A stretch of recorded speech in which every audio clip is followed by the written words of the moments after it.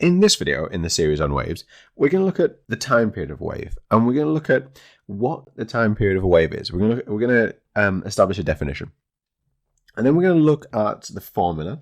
So we're going to see what formula is given to us, because this is one of the formulas that are actually given to us by AQA, and then we're going to rearrange that formula to make it easier to use.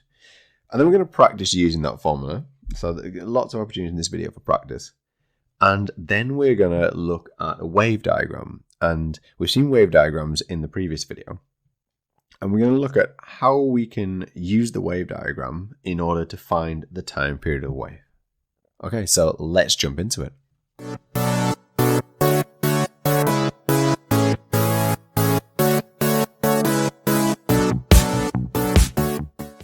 Let's check what we've learned so far. So pause your screens now and unpause when you are ready for the answers.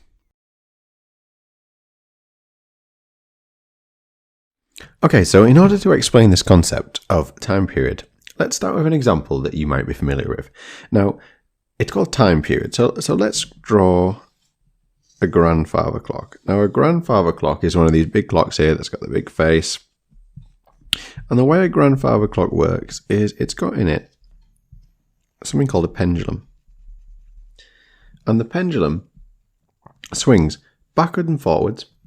And it does this once every second. So it's got a time period of 1 second. So I'll show you what's going on. So here is the middle of the swing.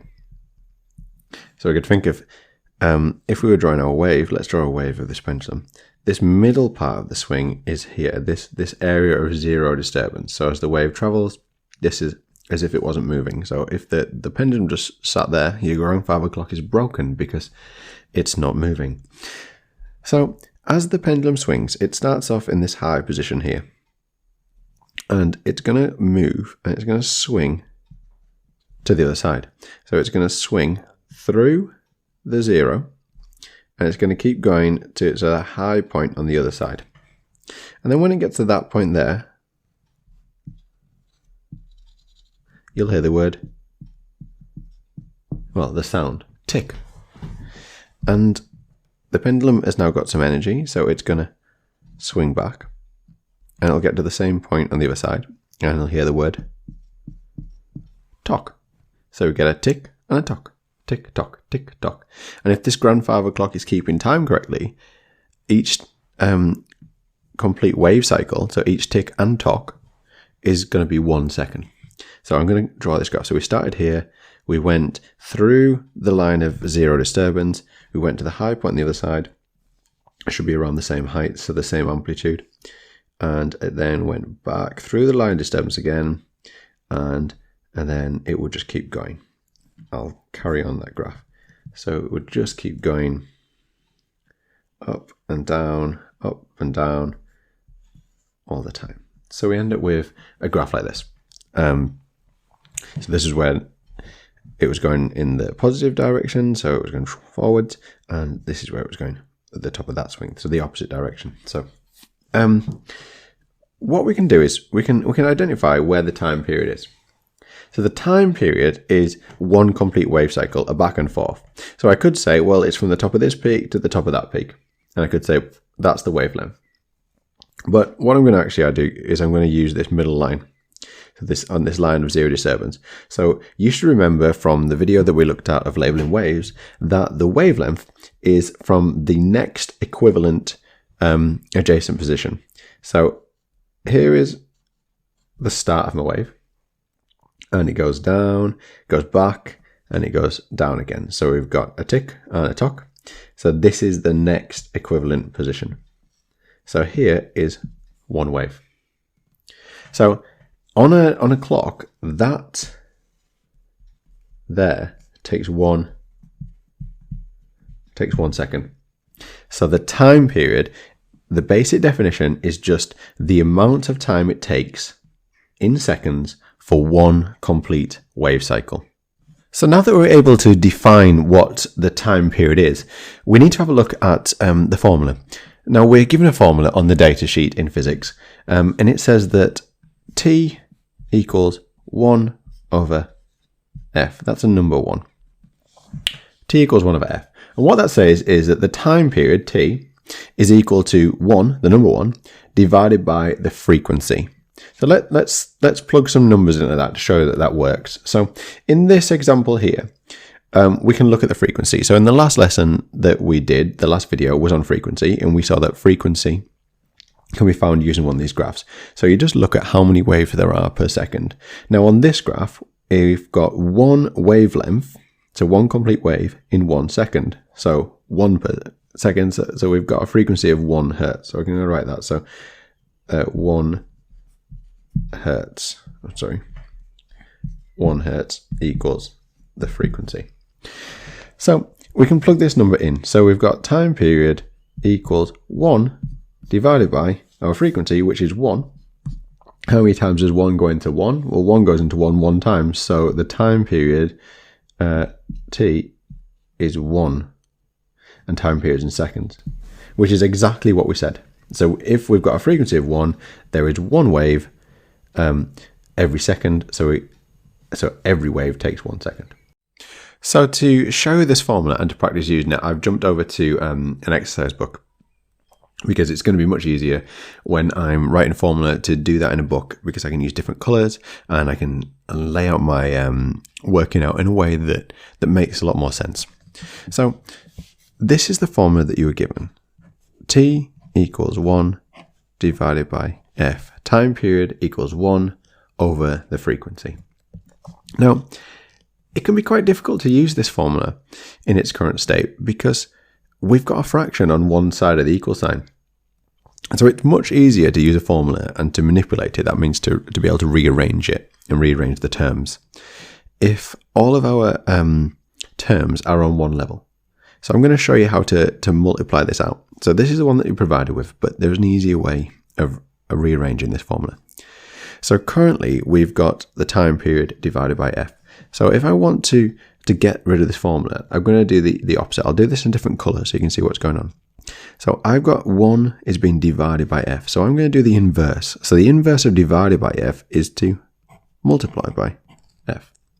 Now, whatever I do to one side of an equal sign when you're using algebra, you do to the opposite side. So if I'm timesing that side by f, I've got to times this t also by f.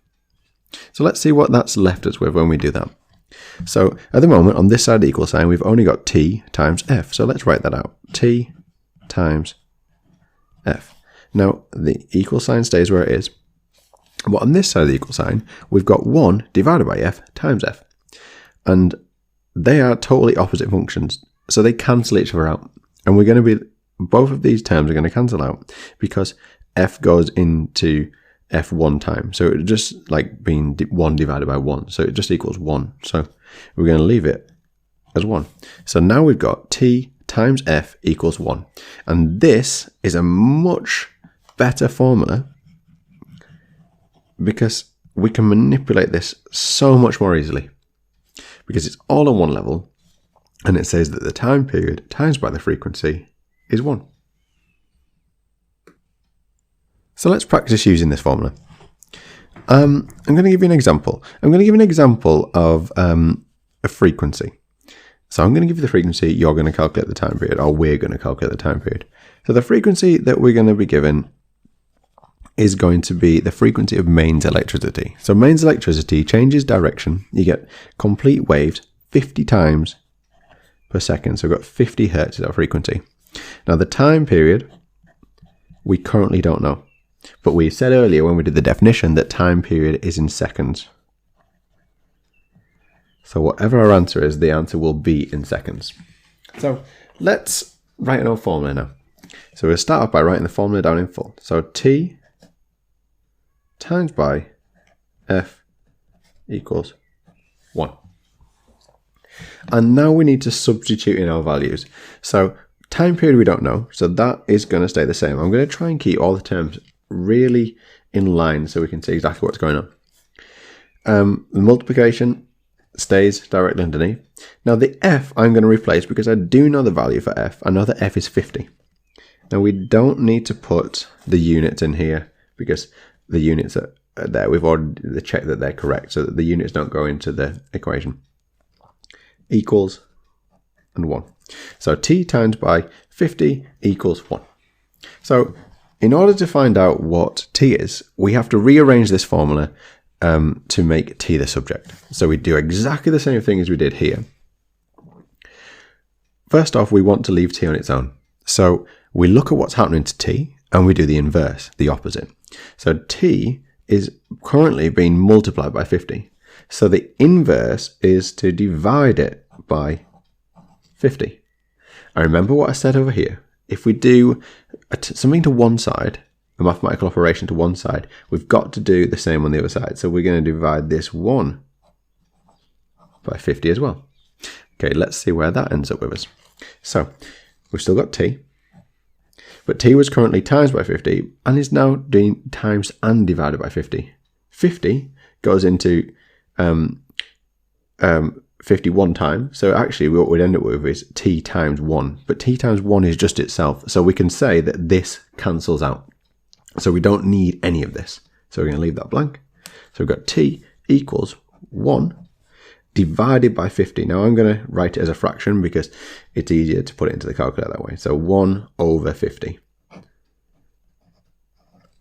Okay. So now we just need to grab a calculator. So using the calculator, we're going to put this in exactly as it's arranged here. And this is why I've put it as a fraction. So we're going to write 1. And now this button here, I should point you to it with the pen, is the fraction button over 50. So 1 over 50. And that leaves us as a fraction here. And then what we do is we press this SD button, which turns it into a decimal. And we end up with 0.02. So our answer is t equals 0.02. And we already said before that our answer will be in seconds, so we can just write the short case. So the time period is 0.02 seconds. This formula works the other way around as well. So let's say that we were given the time period and we want to calculate the frequency. So I'll show you a model there. So this time the frequency is going to be unknown, but we do know that it's measured in hertz. The time period is going to be given. The time period here is going to be 10 seconds. So let's use our formula and let's calculate this frequency.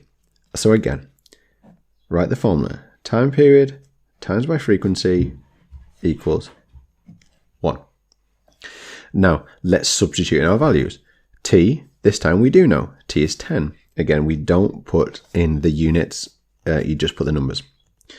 Multiplication sign, and f. Now f we don't know, so we're going to leave it as f.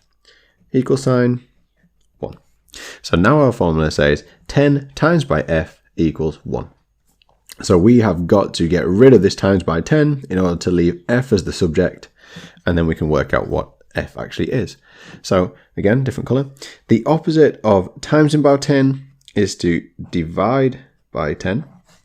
And the opposite, and if we do that to this side, we've got to do it on that side. So we're going to divide that side by 10. So now let's look at what's going on. So we've got 10 divided by 10 equals f. So 10, again, 10 goes into 10 one time. So actually what we would have is 1 times f, which is f. So we can get rid of all of that. So we're going to ignore that and we're just going to leave it as f. So f equals 1 divided by 10. Now I could write the divide sign, but again, I'm going to write it as a fraction. So 1 over 10. So on the calculator, 1 fraction 10 equals 1 over 10 SD 0.1. 0.1, and sorry, we should have the f in there. So f equals 0.1, and we look back and we can see that the units are hertz.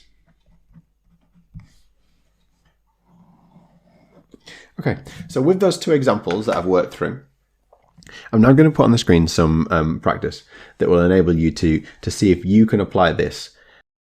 Make sure you show all of you working out, and you can check your answers once the timer finishes. And in this last part of the video, I want to look at how you would calculate the time period if you were given a wave diagram.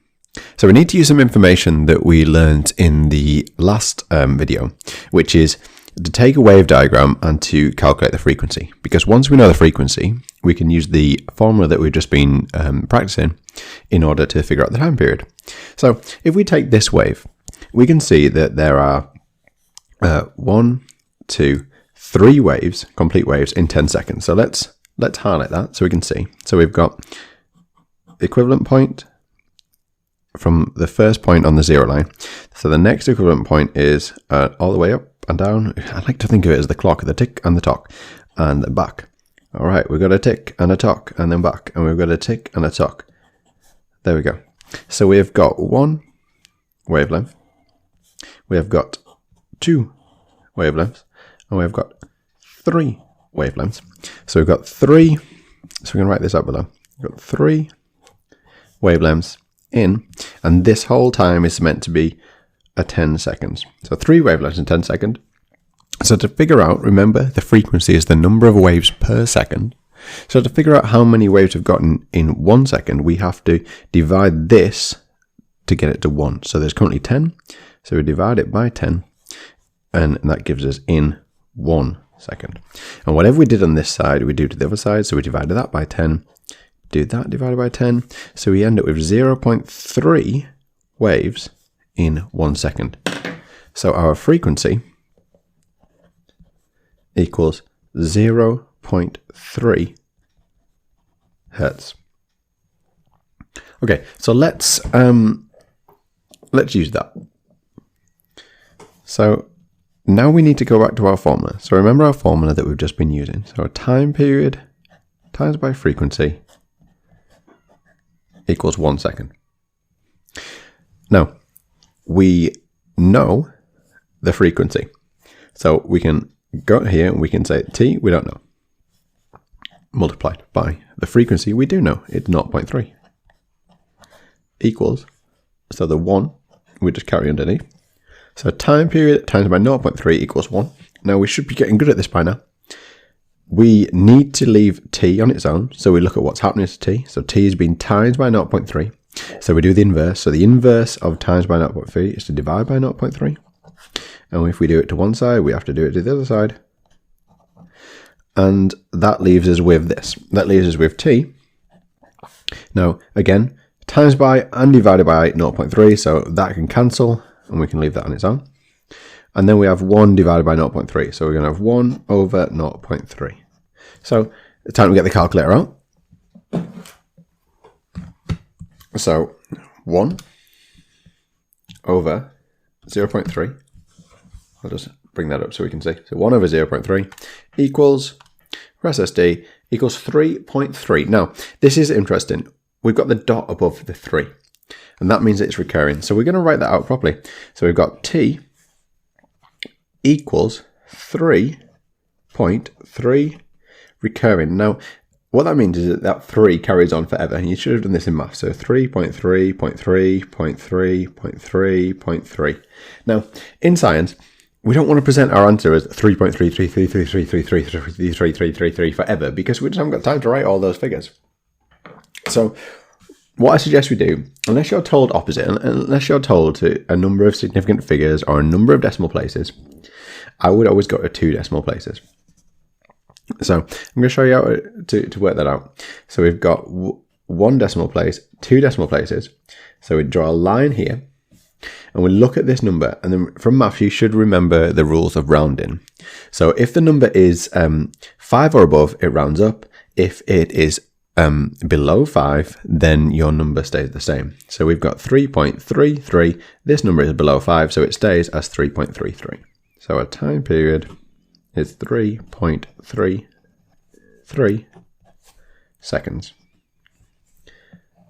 And there we go. There is our answer. So I'm going to give you some practice on, I'm just going to give you some waves, and I'm going to give you the time period of the, sorry, I'm not going to give you the time period. I'm going to give you how long the waves are shown over, and you will then be able to use that information in order to calculate the time period of the wave. Again, pause your screen, show you working out as with the models, and check your answers once the timer finishes.